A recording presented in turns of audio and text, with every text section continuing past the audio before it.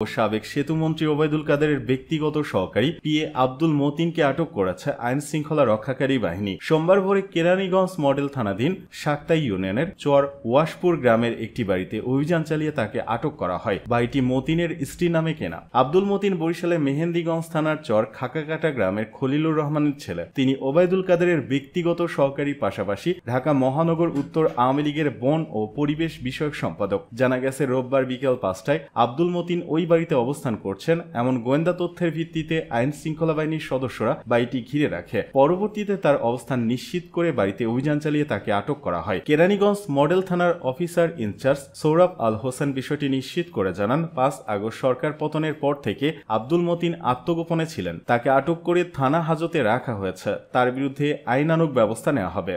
সাবেক মন্ত্রী আব্দুর রাজ্জাক 15 দিনের রিমান্ডে।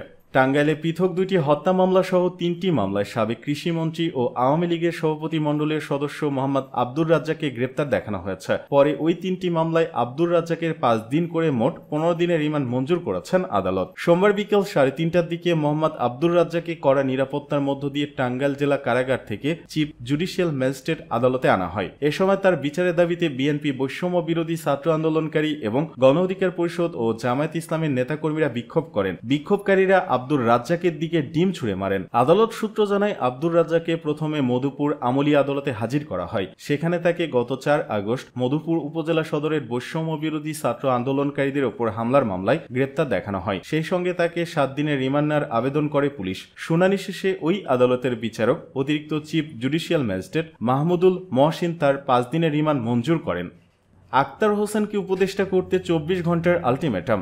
অন্তর্বর্তী সরকারের উপদেষ্টা পরিষদের রংপুর ও রাজশাহী বিভাগ থেকে উপদেষ্টা দাবি করেছে বৈষম্য বিরোধী ছাত্র জনতা। এ দাবিতে আজ সোমবার তারা বিক্ষোভ মিছিলও করেছে। তাদের দাবি, অন্য সময়ের মতো বর্তমানে রংপুর ও রাজশাহী বিভাগ অবহেলিত হচ্ছে। বৈষম্যের শিকার হচ্ছে এই 2 বিভাগের বাসিন্দারা। এ সময় তারা কোটা সংস্কার আন্দোলনের নেতা ও জাতীয় নাগরিক কমিটির সদস্য সচিব আক্তার হোসেনকে অন্তর্বর্তী সরকারের উপদেষ্টা করার দাবি জানান। উপদেষ্টার দাবিতে সোমবার বিকেলে বেগম রোকেয়া বিশ্ববিদ্যালয় ও কারমাইকেল কলেজের শিক্ষার্থীরা বিক্ষোভ মিছিল করেছেন। নগরীর প্রধান সড়কে বিক্ষোভ শেষে রংপুর প্রেস ক্লাবের সামনে সমাবেশে অংশ নেন শিক্ষার্থীরা। সমাবেশ থেকে শিক্ষার্থীরা আগামী 24 ঘন্টার মধ্যে রংপুর ও রাজশাহী বিভাগে উপদেষ্টা দিতে অন্তর্বর্তী সরকারের কাছে দাবি করেছেন। বেঁধে দেওয়ার সময়ের মধ্যে এই 2 বিভাগ থেকে উপদেষ্টা নিয়োগ দেওয়া না হলে কঠোর আন্দোলনের হুঁশিয়ারি দেন তারা। সমাবেশের সমন্বয়ক ইমরান আহমেদ বলেন, উত্তরবঙ্গ নিয়ে বারবার টালবাহানা এবার আর সহ্য করা হবে না। আগামীকাল মঙ্গলবার অফিস সময়ের মধ্যে উত্তরবঙ্গ থেকে 24 বিপ্লবের মাস্টারমাইন্ড আক্তার হোসেন ভাইকে উপদেষ্টা পর্ষদের অন্তর্ভুক্ত করা না হলে কঠোর কর্মসূচির ঘোষণা আসছে। স্বৈরাচার সরকারের মতো বর্তমানেও রংপুরকে বিচ্ছিন্ন করার রূপরেখা হচ্ছে বলে মন্তব্য করেছেন বৈষম্য বিরোধী ছাত্র আন্দোলনের সমন্বয়ক মোহাম্মদ রাজিবুজ্জামান হৃদয়। রবিবার অন্তর্বর্তী সরকারের আরো 3 উপদেষ্টা শপথ গ্রহণ করেন। এ নিয়ে অন্তর্বর্তী সরকারের উপদেষ্টা পরিষদে উপদেষ্টা সংখ্যা দাঁড়ালো 21 জনে। তবে নতুন 3 উপদেষ্টা শপথ গ্রহণের পর থেকে সামাজিক যোগাযোগ মাধ্যমে আলোচনা শুরু হয়। বৈষম্য বিরোধী ছাত্র আন্দোলনের অন্যতম সমন্বয়ক সার্জিস আলম এক ফেসবুক পোস্টে বলেন, শুধু একটি বিভাগ থেকে 13 জন উপদেষ্টা, অথচ উত্তরবঙ্গের রংপুর রাজশাহী বিভাগে 16টা জেলা কোনো উপদেষ্টা নেই। তার উপর খুনি হাসিনার তেলবাজরা উপদেষ্টা হচ্ছে। এদিকে ছাত্র জনতার অংশীদারবিহীন সিদ্ধান্তে উপদেষ্টা নিয়োগের প্রতিবাদে সোমবার বিকেলে বিক্ষোভ মিছিল করার ঘোষণা দিয়েছিলেন বৈষম্য বিরোধী ছাত্র আন্দোলনের আহ্বায়ক হাসনাত আবদুল্লাহ। সাংবাদিকদের যে প্রশ্ন এড়িয়ে গেলেন ফারুকী। চলচ্চিত্র নির্মাতা মোস্তফা সরোয়ার ফারুকী গতকাল রবিবার অন্তর্বর্তী সরকারের সংস্কৃতি বিষয়ক মন্ত্রণালয়ের উপদেষ্টা হিসেবে শপথ নিয়েছেন। সোমবার সংবাদ সম্মেলনে উপস্থিত হয়ে সাংবাদিকদের নানা প্রশ্নের উত্তর দেন তিনি। তবে নিজের স্ত্রী অভিনেত্রী নুসরাত ইমরোজ তিশা মুজিব চলচ্চিত্রে শেখ মুজিবুর রহমানের স্ত্রী ফজিলাতুন্নেসা মুজিবের ভূমিকায় অভিনয় করেছেন এ সংক্রান্ত প্রশ্ন এড়িয়ে গেছেন। সাংবাদিকরা জানতে চান, ফজিলাতুন্নেসা মুজিবের চরিত্রে স্ত্রী নুসরাত ইমরোজ তিশা অভিনয় করায় তিনি আত্মগ্লানিতে ভুগছেন কিনা।